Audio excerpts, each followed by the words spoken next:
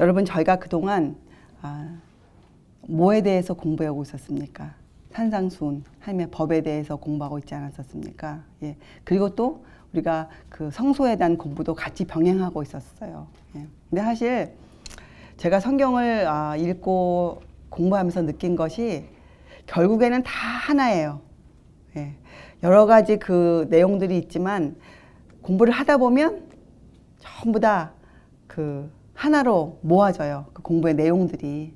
그래서 제가 어저께 우리들이 그동안 공부한 것들을 쭉 살펴보았어요. 왜냐면 공부를 많이 하다 보면 또 여기저기 하다 보면 좀 두서가 없어지잖아요. 가끔씩 우리가 시간을 내서 정리를 시켜놓는 시간들이 필요해요. 그래서 여러분과 저는 우리 머릿속에 우리가 이해하고 깨닫고 알고 있는 것을 잘 간직하고 또 그것을 남들에게 잘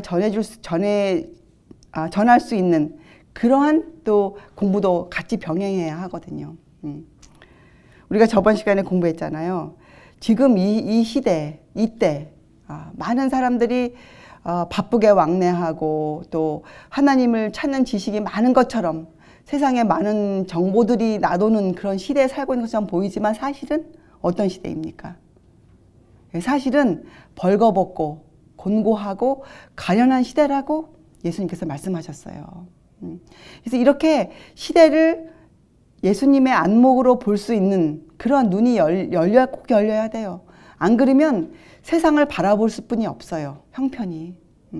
여러분과 제가 하늘만을 향해서 마음을 열려면, 우리의 눈을 땅을 보지 않고 하늘을 향해 열려면 우리의 마음이 그곳에 가 있어야 되거든요. 그래서 우리가 오늘 안식일에 모이는 목적도 그것이고, 그렇죠? 또 우리가 안식일 성경 연구를 하는 것도 그것이에요. 우리의 마음을 모아서, 우리의 생각을 모아서 하늘로 가져가기 위해서. 그래서 영생을 어떻게 해요? 선물로 우리가 받을 수 있는 사람. 우리가 지금 공부하고 있잖아요. 자, 그래서 제가 살펴보니 우리가 그동안 성소에 대해서 거의 한 20번 정도의 공부를 쭉 해오고 있었어요. 성소. 이제 그렇게 하다가 우리가 언약궤 공부하면서 이제 또 하나님의 법으로 이제 공부를 했는데, 그래서 오늘은 그 하나님의 법을 그동안 많은 공부를 했지만 정리하는 시간, 하나님의 법에 대해서 여러분들이 정리해보는 시간을 한번 가지기로 하겠어요. 하나님의 법, 그러면 굉장히 생소한 단어예요. 지금 우리 시대에는, 교회에서는. 왜냐, 이 법과 복음을 갈라놓았기 때문에 굉장히 생소한 단어로 여겨지죠. 하나님의 법. 그래서 우리가 공부하기를 어떻게 공부했습니까? 법에 여러 가지 법들이 있었어요. 법 안에는. 그래서 하나님이 우리가 죄를 짓기 전에도 가지고 계셨던 법이 있으셨죠. 그것을 우리가 도덕법이라 이렇게 불렀어요. 십계명으로 우리 주셨죠. 우리에게 사람의 마음을 다스리는 그런 법인데, 이 도덕법은 폐해졌습니까? 이 시대에. 도덕법은 하나님께서 변함이 없으신 것처럼, 어제나 오늘이나 내일이나 변함이 없으신 것처럼 도덕법은 항상 있을 것이에요. 우리가 하늘에 가서도 지켜야 할 법이 도덕법이에요. 그리고 도덕법은 이 하나님의 형상을 담고 있어요. 자, 왜 그렇습니까? 여러분, 법이 왜 필요합니까? 법의 정의. 법. 우리 미국에도 미국법이라는 게 있지 않습니까? 시민법. 미국 사람이 되려면 이 법에 순종하겠다는, 법을 지키겠다는 서약을 하는 것이 시민권을 딸 때 우리가 하는 그 행동들이죠. 자, 법은 그 사전들을 찾아보면 법이란 것은 그 관계를 설정해 놓은 것이에요. 관계. 근데 법이 먼저입니까? 관계가 먼저입니까? 관계가 설정되었기 때문에 그 관계를 정의해 놓는 법이 필요한 거예요. 그래서 법은 사람과 사람과의 관계들을, 또 나라와 백성들의 관계, 세상에서는 그렇게 정의해 놓은 것이 법이에요. 이 법에는 특정 조건들이 들어가 있어요. 그것이 법이거든요. 그 조건이 충족돼야 관계가 유지되어지는 것이 법이에요. 하나님의 법은 같은 것이에요. 하나님의 법은 하나님과 우리 사람들 사이의 관계를 설정해 놓은 것이에요. 법. 그래서 이 법 안에는 하나님의 그 품성이 드러나 있어요. 법. 하나님께서 법을 통해서 우리에게 하나님의 그 면들을 보여주세요. 하나님이 어떠한 생각을 가지고 계시고 예, 하나님이 앞으로 세상을 어떻게 다스리겠다는 하나님의 뜻이 들어가 있는 것이 법이에요. 그래서 법은 변하는 것이 아니에요. 로마서의 말씀처럼 법은 거룩하고 의롭고 선하고 예, 영원토록 변함이 없으신 것이 바로 법이에요. 법. 그런데 여러분과 제가 살고 있는 지금 이때에는 이 영적 견해들이 아주 무성한 시대예요. 영적 견해. 사실 하나님의 말씀은 영이시잖아요. 여기에는 견해가 들어가 있는 것이 아니에요. 말씀은 절대적인 진리예요. 말씀은 선포되어지는 것이고 말씀은 말씀이세요. 말씀은 생명이고. 그런데 이 견해들이 생겨버렸어요. 세상에. 세상에 많은 세상 지혜를 갖고 있는 사람들이 생기면서 사람들이 이 성경에서 불확실하게 보여지는 것들에 대해서 자기들의 의견들을 내놓은 것들이 영적 견해가 되어졌어요. 그리고 사실 성경에 우리가 잘 알 수 없는 부분들이 있는가? 있습니다. 그것을 성경은 신비라고 불러요. 신비. 예수님께서 이 땅에 육체로 오신 것. 그죠? 우리가 어떻게 알 수 있습니까? 인간이 갖고 있는 지식으로는 이 예수께서 하나님의 아들로서 이 땅에 오신 것에 대해서 우리가 규정 지을 수가 없어요. 그러면 우리에게는 독생자 예수님이신데 그러면 그 하나님이 하늘에서도 독생자이셨는가? 이런 거 우리가 살펴봐야 되겠습니까? 살펴볼 수 없는 문제를 살피려고 많이 애를 쓸 때 영적 견해들이 나왔어요. 그것들이 바로 신학자들이 내놓은 그들의 의견들이에요. 그렇죠? 영적 견해. 이 영적 견해는 세상을 혼란스럽게 해놓았어요. 지금 종교계가 이렇게 많이 혼란스러운 것도 거의 1000년 넘게, 2000년 넘게 계속 되어진 이 종교계에서 갖고 있는 많은 그런 어두움들이죠. 그래서 여러분들이 저도 그랬어요. 저도 이 법에 대한 이해가 전혀 없었어요. 저도. 그러니까 기초 없는 곳에 제가 신앙생활을 해왔던 사람이었어요. 저도. 근데 제가 이 법을 깨닫고 나서 정말 많은 것들을 제가 알게 되었어요. 법. 그래서 오늘은 우리가 이 법을 다시 한번 상기해 보겠어요. 그래서 법은 하나님과 우리들의 관계를 설정해 놓은 것이거든요. 이거 여러분이 배웠지만 이 법 안에는 어떠한 것들이 있었습니까? 예, 도덕법 안에도 그죠? 계명이 있었어요. 이 도덕법을 그대로 주면 우리가 이해할 수 없어요. 왜 그렇습니까? 우리의 이해력이 너무나 저하되어 있기 때문에 이해할 수가 없어서 그 옛날 이스라엘 백성들에게 하나님이 법을 좀 나누어 주셨어요. 이렇게 구분해서. 자, 그래서 계명을 주셨고 또 그 계명을 더 잘 이해할 수 있도록 그 민간법들, 율례를 많이 주셨어요. 율례. 그죠? 그 레위기서에 나오면, 레위기서, 민수기, 신명기서에 보면 그 이스라엘 백성이 갖고 있었던 그 나라의 국법이 있었거든요. 이런 율례들을 많이 주셨어요. 그리고 또 어떤 법이 있었습니까? 규례. 규례는 무엇이었어요? 이스라엘 백성들이 말씀을 이해하기 위해서 그들이 지켜야 하는 절기들, 드려야 하는 희생 제사들에 관련된 법을 우리가 규례라 이렇게 불렀어요. 또 법도는 무엇입니까? 그들이 그 법을 어겼을 때 그들이 그것을 어떻게 처벌받는지 이런 것들을 법도라 이렇게 불렀거든요. 그래서 그런 법들이 있었어요. 그리고 또 특별히 어떤 법이 있었습니까? 그 안에. 도덕법은 항상 있었고 창세 전부터 있었고 창조 시에도 있었고 영생 후에도 영원 후에도 있을 법이 도덕법이에요. 그리고 하나님이 그 아담과 하와가 죄를 짓고 타락한 이후에 그들을 회복시키기 위해서 임시로 주신 법이 하나가 있었어요. 그것을 성경은 의문의 율법이라 이렇게 불렀어요. 의문의 율법. 그렇죠? 그 의문의 율법에 속한 것들이 무엇이었습니까? 어떻게 하면 규례가 그 안에 속해 있었죠. 그들이 어떻게 복음 제사를 지내고 어떻게 절기를 지키고 하는 많은 것들을 적어놓은 의문의 율법이 그들이 따로 갖고 있었어요. 이스라엘 백성들이. 근데 그 의문의 율법을 주신 이유는 인간이 죄를 지었기 때문이었어요.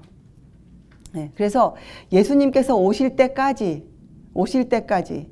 그들이 어떻게 어린 양을 잡아 제사를 지내는지, 그 어린 양이 결국에는 침례 요한이 외쳤던 보라 하나님의 어린 양이도다.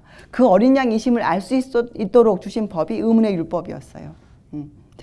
그 의문의 율법이 어떻게 되었습니까? 예수님이 오신 후에 사도 바울의 설명에 따르면 그 율법이 폐지되었어요. 그 의문의 율법이 폐지되었어요. 왜? 더 이상 우리들이 영적 이스라엘인 우리들이 절기를 지킬 이유가 없지요. 왜 예수님께서 절기의 원형 되신 예수님께서 이미 오셨기 때문에 더 이상 그 법이 갖고 있는 효력을 이미 다 이루어졌기 때문에 할 일이 없어졌어요. 그래서 그 의문이 폐지되었음을 우리가 골로새서를 통해서 공부했었죠. 그래서 지금 우리 이 시대에 없어진 법이 한 가지 있긴 있어요. 그것이 바로 의문의 율법이에요. 그러나 하나님이 창세전에 주신 또 하나님 자신을 표현해 주신 이 십계명 도덕법은 지금도 유효한 것이에요. 우리가 그 법에 순종하지 아니하면 여러분과 제가 하나님의 사람으로 거듭날 수가 없는 법이 바로 그 법이에요. 자, 여러분 요한일서 4장을 한번 펴보세요. 요한일서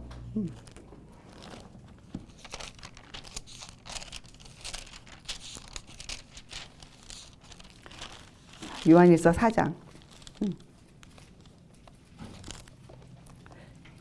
4장은 여러분이 다 읽어보셔야 되지만 요한일서 4장 7절 여러분 이런 성경을 저희가 읽을 때에는 여러분들이 그냥 읽지 마시고 그동안 공부한 많은 것들이 있잖아요. 이해하고 있는 것들을 여러분들이 연결시켜서 한번 읽어보세요. 7절 사랑하는 자들아 우리가 서로 사랑하자. 사랑은 하나님께 속한 것이니 사랑하는 자마다 하나님께로 나서 하나님을 알고 사랑하지 아니하는 자는 하나님을 알지 못하나니 이는 하나님은 사랑이심이라.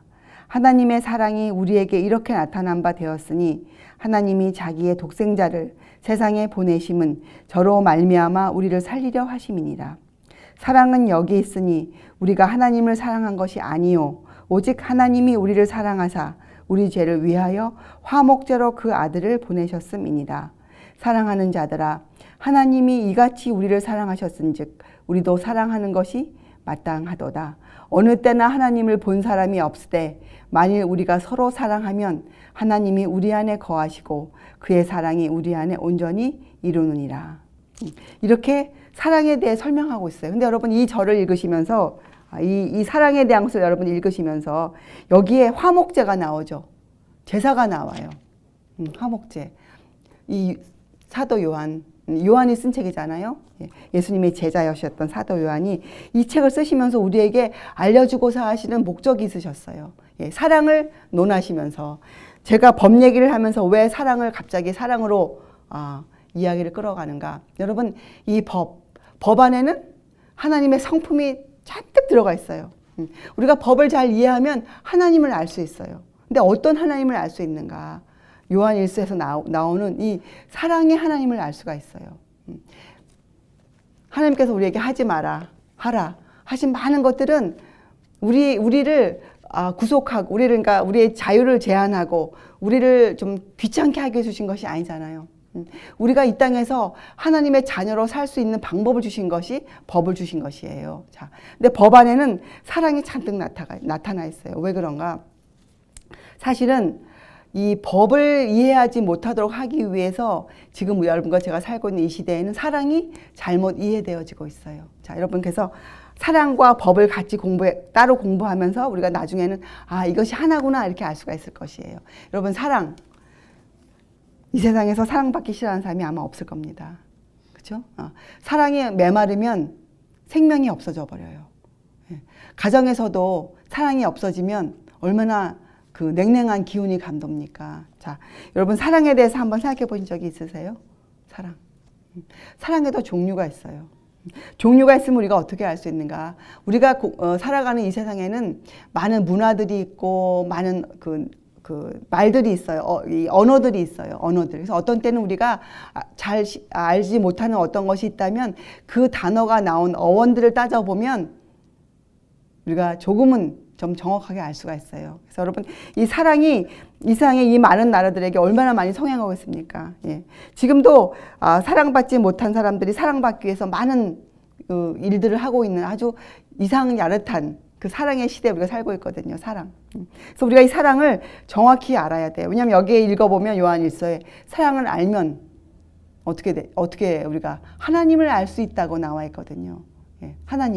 사랑을 알면 여러분이 갖고 계신 사랑이 어떠한지 한번 생각해 보세요. 이 단어를 찾아보면 사랑이란 단어가 세 가지로 나와 있어요. 사랑이. 그 히라보에 따져보면. 자, 처음에는 에로스란 단어가 있습니다.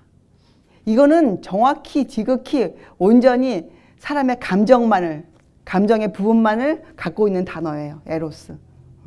자, 하나님의 사랑과는 좀 거리가 멀죠. 그 다음에 나온 단어가 필로스예요. 필로스. 필로스는 이 우정을 더 많이 갖고 있어요. 우정을 향한 사랑. 그래서 이 필로스에 속한 것들이 부모의 사랑, 형제의 사랑, 친구의 사랑, 또 부부간의 사랑.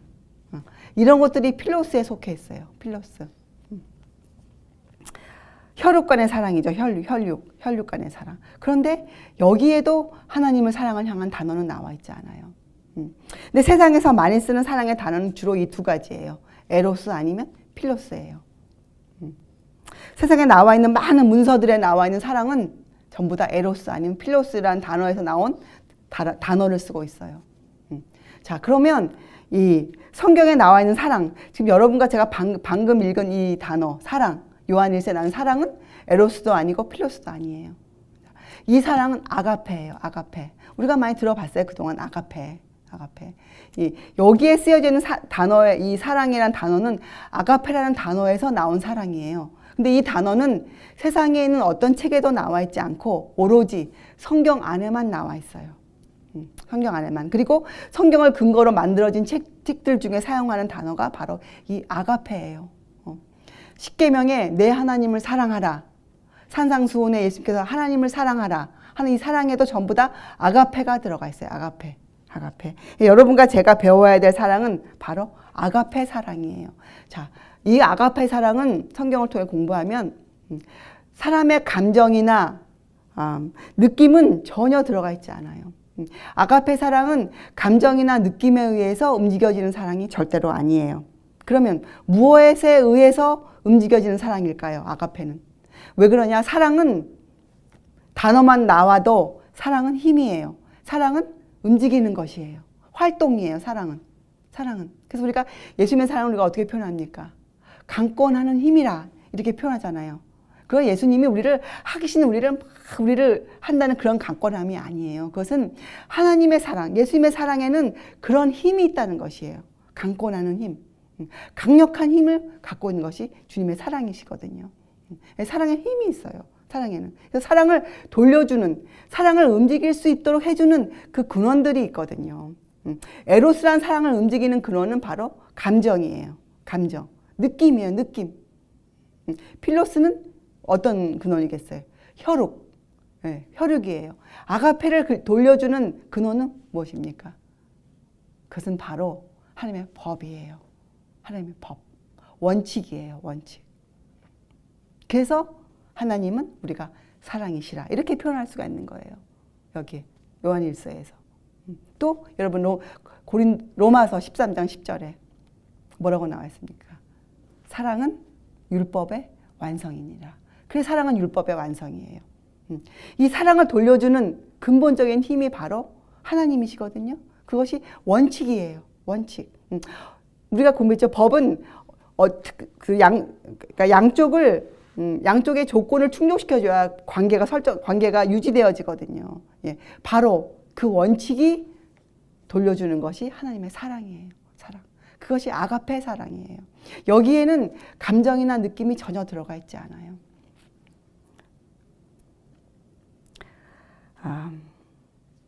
저는 제가 이 법을 잘 이해하지 못하고 신앙생활을 오래 하던 사람이었기 때문에 제가 이런 것들을 이해하고 법을 다 이해했다는 것이 아니라 법을 알고 이것이 원칙이구나, 이것을 알고 제가 신앙생활을 하면서 지금도 제가 유지하고 있는 한 가지 원칙이 저한테 있어요. 여러분도 아마 이걸 사용하시면 좀 도움이 되실 거예요. 이건 뭐냐면 제가 기도를 할 때나 제가 말씀을 읽을 때나 제가 사람들을 만날 때나 제가 이런 사업을 할 때나 저한테서 우러나오는 감정이나 느낌을 전혀 제가 인정하지 않아요.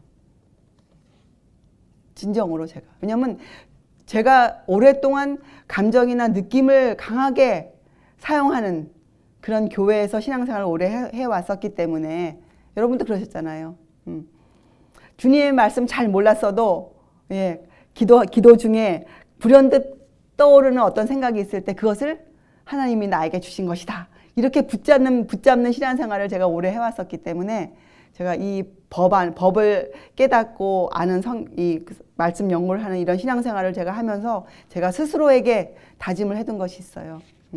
이제부터는 내 속에 올라오는 어떠한 그런 충동이나 느낌이나 감정을 전혀 그러니까 카운트하지 말자. 그것을 전혀 개의치 말자. 이렇게 우선적으로 제가 그것을 갖고 있어요. 여러분도 그렇게 하세요. 우리가 자칫 잘못하면 큰 실수를 범할 수 있거든요. 감정이나 느낌 때문에. 또 이 필로스, 혈육 때문에 많은 실수할 수 있어요.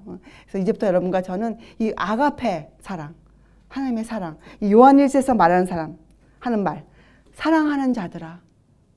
사랑하는 자들아.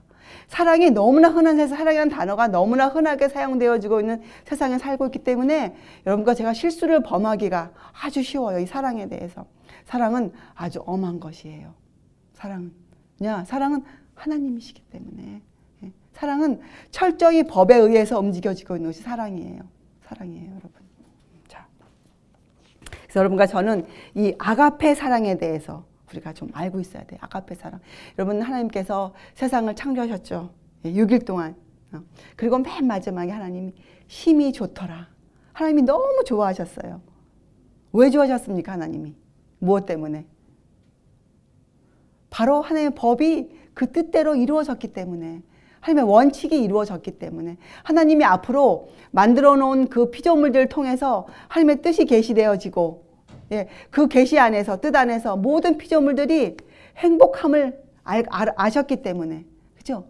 하나님이 만드신 그대로의 세상이 이루어진다면 모든 피조물들이 거기서 행복함을 느낄 거예요. 왜? 그들이 사랑의 힘으로 힘입어 살고 그 사랑을 서로 느낄 수 있을 것이기 때문에. 여러분 사랑은 힘이에요. 하나님이 그걸 아시고 너무 기뻐하셨어요. 힘이 좋았더라. 그렇죠? 여기에는 이 아가페 사랑에는 하나님 자신도 하나님을 생각하는 것이 없으셨어요. 예. 그 피조물들의 그 안녕을, 피조물들의 행복을 위해서 하나님이 그렇게 말씀하셨거든요. 그것이 아가페 사랑이에요. 여러분과 제가 지금부터 열심히 배우고 실천하고 돼야 될 이 아가페 사랑에는 자아가 들어있지 않아요. 자아. 그래서 예수님께서 우리에게 뭐라고 하셨습니까? 너를 부인하고 전부 다 이것이 같은 말 하나예요. 하나님의 사랑이기 때문에 우리가 우리의 자아를 굴복시켜야 돼요. 우리가 이 사랑 앞에 사랑의 힘으로 여러분과 제가 갖고 있는 이 자아는 하나님의 사랑 외에는 굴복시킬 수가 없어요. 우리의 자아가 얼마나 강한지 이것이 굴복되어지지가 않아요. 우리가 여러분 산상수훈을 왜 공부했습니까? 우리가 법을 왜 먼저 공부했습니까? 산상수훈은 하나님의 법이거든요. 이것을 우리가 왜 공부했습니까? 우리가 왜 심령이 가난한 자가 되어야 된다고 처음부터 얘기했습니까? 여러분과 제가 심령이 가난해지지 않으면 법이 우리 눈에 들어오지 않아요. 법이. 그것이 법이에요.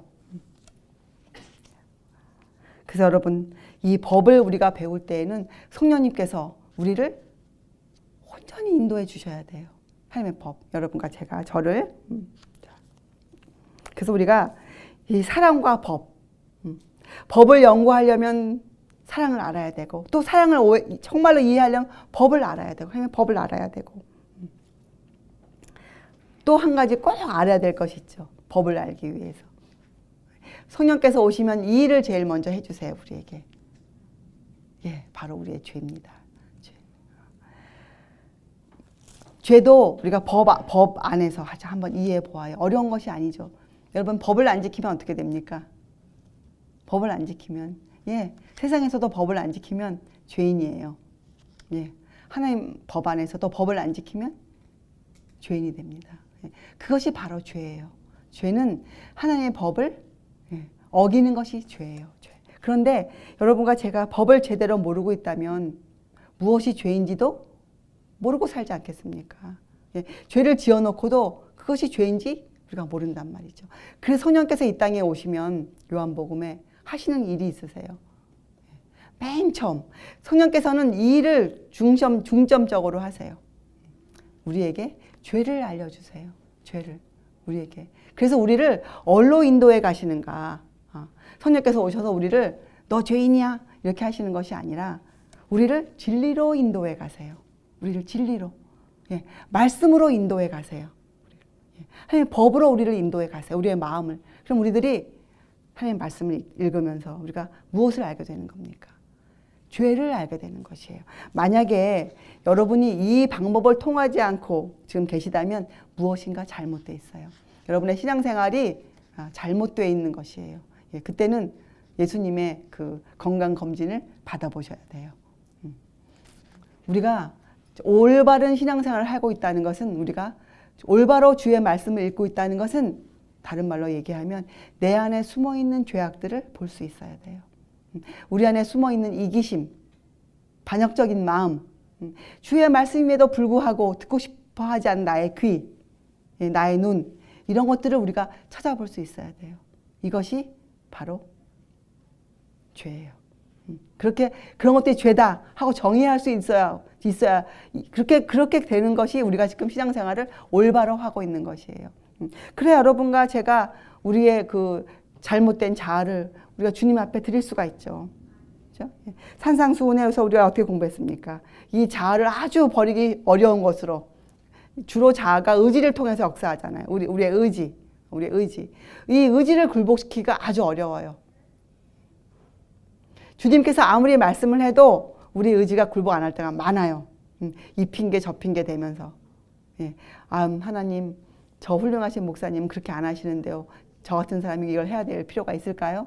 이런 말부터 시작해서 많은 핑계, 또 주님, 저는 아직 준비가 안 되었어요. 저는 사랑하는 남편이 지금 저를 맡고 있어요. 이거 전부 다 필로스잖아요. 아가페가 아니거든요. 이런 많은 핑계를 우리가 대면서, 주님, 제 마음에 뜨끈뜨끈한 감정이 지금 오고 있지 않아요. 이런 얘기를 많이 하면서 우리가 주의 그 말씀을 우리가 많이 거부할 때가 많아요. 그것이 죄예요. 죄. 전부 다 죄예요.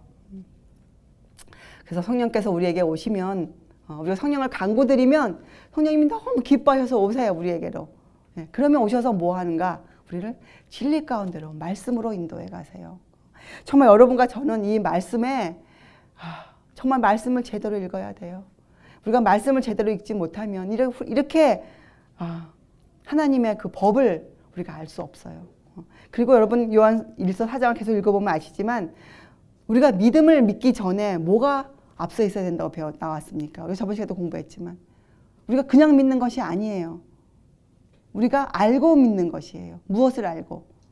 하나님의 사랑을 알고 믿어야 돼요. 그것이 믿음의 시작이에요. 무조건 믿는 것이 아니에요. 하나님의 사랑을 알고 믿어야 돼요. 그런데 우리가 이렇게 법과 사랑의 관계를 모르면 하나님의 사랑을 절대로 알 수가 없어요. 여러분이 한번 결론을 내보세요. 사랑을 모르면 법을 모르는 것이에요. 또 법을 모르면 하나님의 사랑을 알 수 없어요. 사랑을 알 수 없으면 성경이 말하는 믿음을 가질 수가 절대로 없다는 것이 성경이 우리에게 알려주고 있는 것이에요. 이건 과학적인 방법이에요. 과학적인 방법. 자, 그래서 첫 시작이 뭐예요? 법. 여러분과 제가 하나님의 법을 정말 이해할 수 있어야 돼요. 여러분, 우리가 이 법을 다, 우리가 산상수훈 그동안 몇 시간 동안 공부했거든요. 여러분 법 잘 아시잖아요.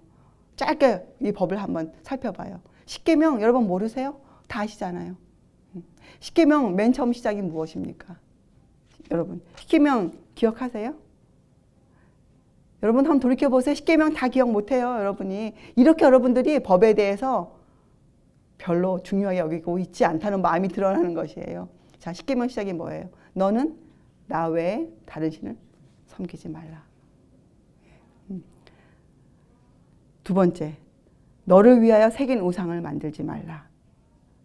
이 두 법은 우리가 참으로 경배드려야 될 대상에 대해서 하나님이 누구신가를 정확하게 알려주고 있는 것이, 여러분들이 이것을 알기 위해 성경을 찾아야 돼요. 왜 그렇게 말씀하셨는지를 찾아보아야 돼요. 여러분 모세 오경, 율법서라고 부르지 않습니까? 여러분들이 자세히 읽어봐야 되는 책들이에요. 그리고 여러분 구약에 나오는 그 이스라엘 역사서들은 무엇을 우리에게 알려주고 있는 책인지 아세요? 그 이스라엘 백성이 하나님의 법을 소홀히 여기고 살았을 때 그들의 지도자들이 예, 하나님의 법을 소홀히 여겼을 때, 그들이 그들의 법에 그들의 영적 견해를 달아 놓았을 때 그들의 삶의 상태를 보여준 것들이 이스라엘 역사서예요. 역사서. 잘 읽어보세요. 자, 그래서 세 번째 계명은 뭐예요? 너는 너의 하나님 여호와 이름을 망령되이 일컫지 말라. 우리가 이것은 산상순과 같이 공부했죠. 자, 예. 우리가 하나님 앞에 가져야 될 우리의 이 말과 행실의 태도. 우리가 어떻게 하나님을 부인합니까? 어떻게? 예, 우리가 말로 우리 행동으로 하나님을 부인해요. 예, 여러분, 우리 그건 많은 시간 공부했죠. 자, 또 네 번째 계명이 뭐였습니까? 안식일을 기억하여 거룩히 지키라. 이 안식일에 대한 이 법도 여러분들이 연구해 보아야 돼요. 무조건 누가 그래 안식일이래. 그래서 또 안식일 지키는 것도 아니에요. 또 알아보지도 않고 아니야. 우리 교회는 일요일을 지켜. 우리 일요일 날 교회 가야 돼. 이것도 올바른 방법이 아니에요. 여러분과 저의 우리의 영생은 아주 귀한 것이에요. 누구의 말, 누구의 견해에 따라서 우리가 우리의 마음을 손바닥 뒤집으면 안 돼요. 여러분 안식일에 대해서도 여러분이 연구를 하세요. 성경을 통해 찾아보세요. 그리고 여러분 마음에 그날이 하나님의 날로 이해가 되어질 때 그때 안식일을 지키세요.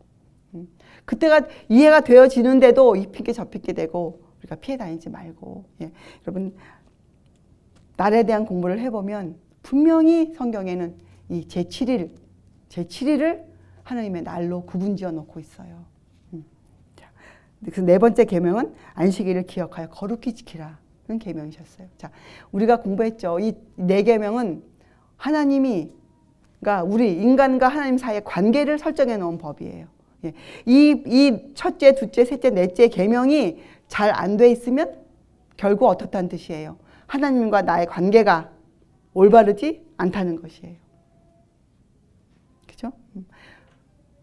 신앙인이 예수를 믿는다는 사람들의 그 생활 규범이 잘 안 돼 있다는 뜻이에요.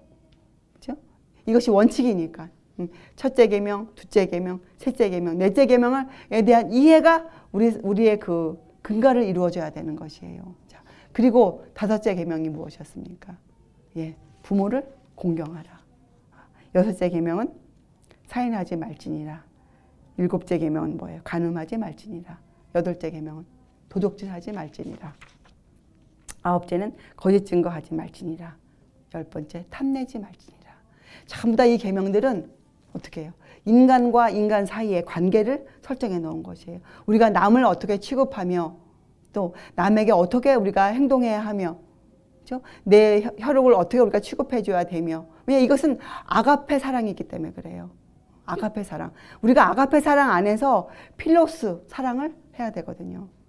아가페 사랑 없이 필로스만 사랑하는 것이 아니에요. 그렇죠? 자, 그래서 이 전부는 우리가 공부했지만 우리의 마음에서 일어나는 우리의 동기와 우리의 목적들을 정화시키는 법이었어요. 그렇죠? 그래서 우리가 도둑질 할지 말지니라. 그렇죠? 남의 것을 눈에 보이게 훔치는 것만이 아니에요. 남의 시간, 남의 시간, 남의 재능, 남의 것을 부러워하고 남의 것을 탐내는 모든 것들이 도적질에 들어가 있어요. 또 거짓 증거, 살인 이런 거 전부 다. 살인도 어디에 들어가 있습니까? 예수님께서 말씀하시기를 내 형제를 욕하는 자마다 살인하는 자니라 이렇게 말씀해 주셨잖아요. 그래서 여러분 이 10가지 계명은 또 이 자리에서 우리가 하나하나 공부도 이미 과거에 했지만 그것을 할 필요가 없어요. 왜? 신앙은 우리 개인의 것이에요. 그렇잖아요. 이 강대상에서 들려지는 모든 소리로 여러분의 신앙이 결정지어지는 것이 아니에요. 여러분들이 집에 돌아가셔서 성경을 열어서 여러분들이 말씀을 진리 가운데로 인도함을 꼭 받으셔야 돼요. 성령께서 여러분들을 진리 가운데 인도해 주셔야만 돼요. 여러분들이 집에 돌아가셔서 이 10계명에 대해서 공부하세요. 그리고 이런 것들이 근간이 되어질 때 여러분들이 비로소 산상수훈에 나오는 황금률, 기독교 신앙의 가장 진수라고 부르는 그래서 황금률이라고 우리가 칭해 놓았어요. 기독교의 많은 훌륭한 선배님들이 그것이 뭐였습니까? 산상수훈에 있었습니다. 남을 대접하는 방법이에요. 어떻게 대접합니까? 남이 나를 대접해 주기를 원하는 방법대로 내가 남을 대접하는 것이에요. 여러분 사도행전 20장에 보면 이런 말씀이 있어요. 예수님께서 직접 하신 말씀인데 그것은 빨간 줄이 아니에요. 예수께서 하신 말씀인데 주는 것이 받는 것보다 복이 있다 하셨어요. 예수님의 방법은 주는 것이에요. 주는 것. 대접이 남이 나에게 받는 것을 생각하는 것이 아니고 내가 어떻게 하면 저 형제를 어떻게 취급해 줄까? 내가 어떻게 하면 저 자매의 아픔을 같이 져줄까? 주는 것이 계명이었어요. 주는 것. 주는 것. 그래서 주는 것이 받는 것보다 복이 있다 하셨어요, 여러분. 이것이 여러분과 제가 갖고 있어야 될 법의 개념들이에요. 법의 개념들. 여러분 정말 다시 한번 제가 개인적으로도 또 제가 말씀을 연구한 말씀으로도 여러분들께 정말 호소하는 거 하나는 이제 우리가 정말 편협함을 좀 벗어나고 그렇죠? 과거의 가르침 같은 것들은 좀 우리가 버리고 우리가 온전히 여러분과 제 손에 들려있는 이 성경 하나님의 말씀에 계신 이 성경을 사랑하고 성경 안에서 무엇이라 말씀하면 우리가 주님 알겠나이다 이렇게 좀 굴복하는 그런 신앙생활을 살아가는 정말 우리가 되기를 바라요. 만약에 그것이 우리 여러분과 저에게 없다면 우리가 만날 이유도 없어요.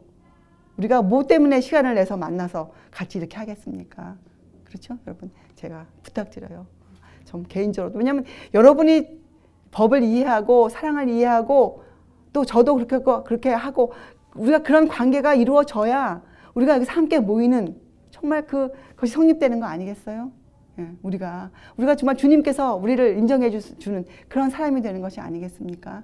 그렇죠? 여러분 그래서 오늘 이 시간 우리가 이 말씀을 토대로 여러분들 집에 가셔도 성경을 손에 놓지 마시고 면밀하게 살펴보세요. 무엇이란 말씀하시는가. 그리고 간구드리세요. 성령께 여러분들을 진리로 인도해 주시기를 우리 모두 그런 우리 되기 바랍니다. 기도하시겠어요?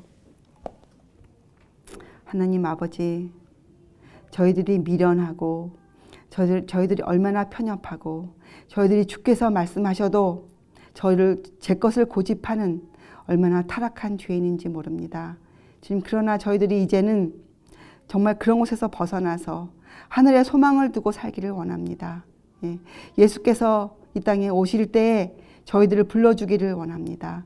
예수께서 이 땅에 오실 때 저희가 그 자리에 주님의 영광의 빛을 바라보고 살기를 원합니다.